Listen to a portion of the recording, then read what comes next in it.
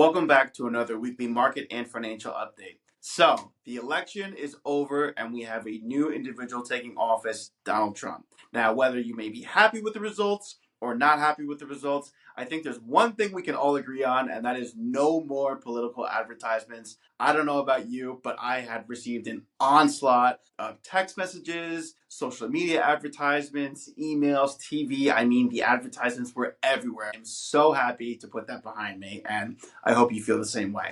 But in all seriousness, let's talk a little bit about the implications of Donald Trump being elected and how that will affect the markets and portfolios moving forward over the next 4 years. So one of the biggest impacts is looking actually at post-election day stock market returns and the trends that it delivers to the stock market over the next few months. I think that's what most people are going to have some anxiety over if you do have anxiety on this, or most folks that are happy about this will just want that reassurance that the market will continue to do what it's been doing. So I'm going to post a chart on the screen here, but let's talk a little bit about the S&P 500 and the historical averages it has when the day after the election is positive versus negative.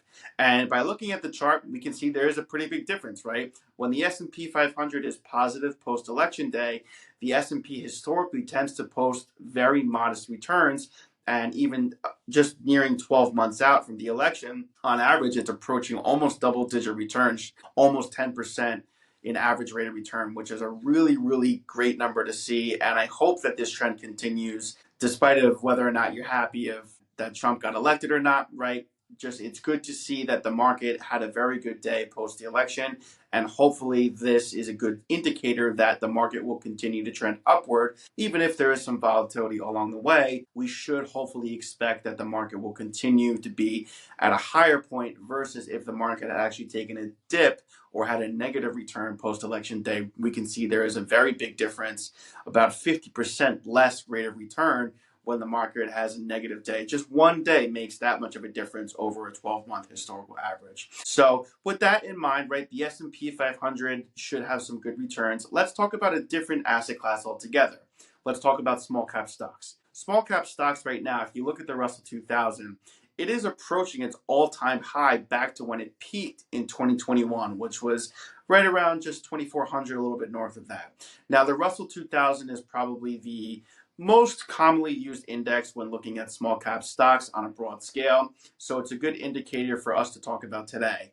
And as we see small cap stocks approach this high level, it's called a resistance level, meaning that the level that it's at has resisted going above that high watermark or reaching a new all-time high. It has resisted moving to an all-time high. And this resistance level is important for us to know, is because a lot of times it actually is pretty common with stocks and bonds of just an indicator that as a particular index or sector moves toward that resistance level, really one of two things are going to happen.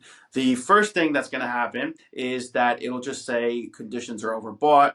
Small cap stocks are currently just overhyped, and a lot of people are buying into it right now because small cap stocks have done tremendously well over the last year. And we've even seen it here at Vision Retirement, a reintroduction of small cap stocks back into a lot of portfolios just because it has been such a strong asset class over the last year or so time frame. That's the first thing, right? So as if it does approach that and it's an overbought condition, then we would actually expect some pullback within the small cap market space to reset itself back to a more normal level, or just taking a breath because it is so heavily bought right now.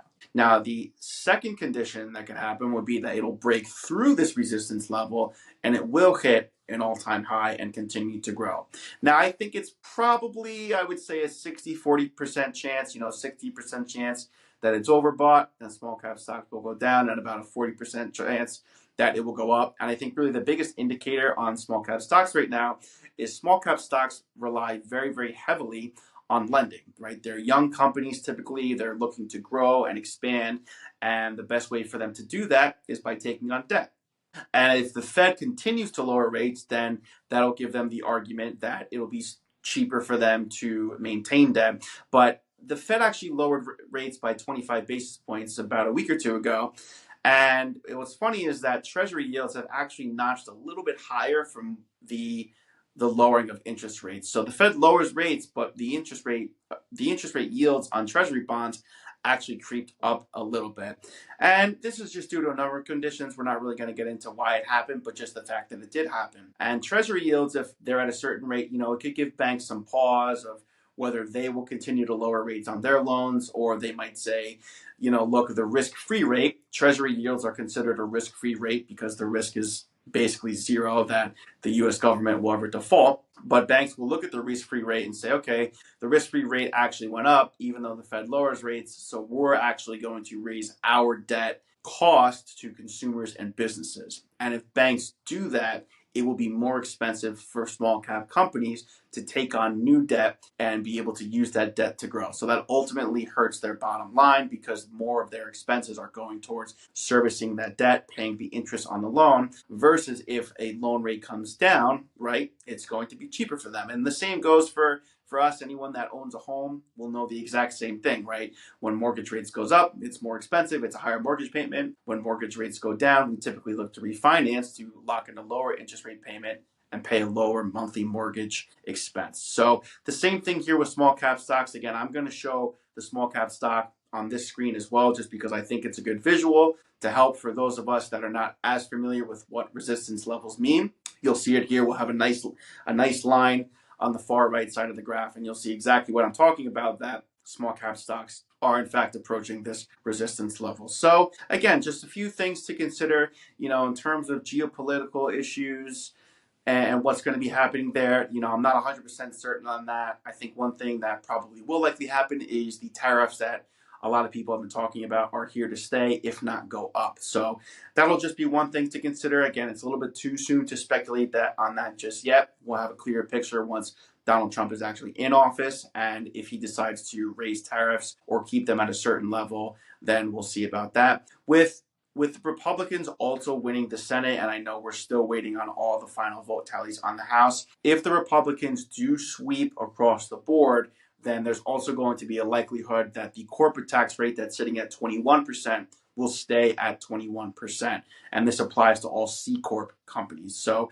this was something that the Harris administration was actually looking to elevate, raise it from 21% to roughly about 28%. Those talks were on the table. So knowing that, I think corporate profits will still remain relatively strong, just knowing that the 21% tax rate is going to probably stay. Now, some people will say, well, Ben, that's a good point, but now how does that affect the federal deficit that we have of $35 trillion? And you make an excellent point. That is a totally different problem within of itself. And it's honestly not going to be something that corporate taxes alone can fix. There's going to probably have to be some sort of universal tax reform across the board to address this problem. Between that and the Social Security issue, Social Security benefits are going to get reduced if nothing is done by 20% in the year 2034. So a few things that this administration probably should start to tackle, I would imagine. Again, nobody likes to raise taxes. It's considered political suicide. But in this case, Trump can't get reelected after this term. So for him to implement something, knowing that he won't get reelected just due to the stipulations of the Constitution, then we know that there could be a chance that somewhere taxes are adjusted, even if on the consumer side they stay relatively low.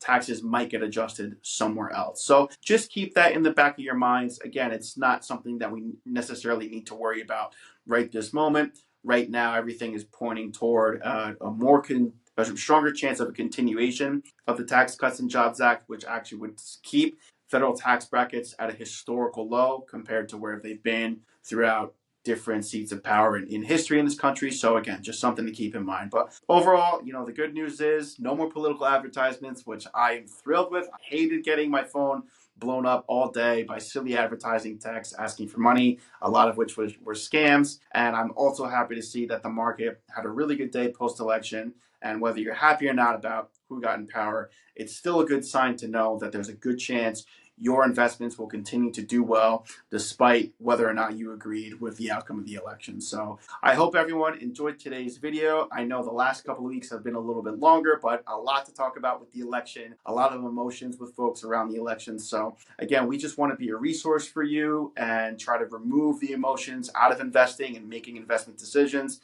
That's part of our jobs, and That's right, clients work with us, right? So again, thank you so much for watching today's video. And if anyone has any concerns, additional thoughts, or wants to talk about this in greater detail, you're always more than welcome to give our office a call. And for those of you attending our retirement boot camps, I'll see everyone at Arlington tonight, Emerson tomorrow, or Ridgewood on Thursday. We have 3 weeks of boot camp coming up. So again, thank you for tuning in, and I'll catch everyone next week. Take care.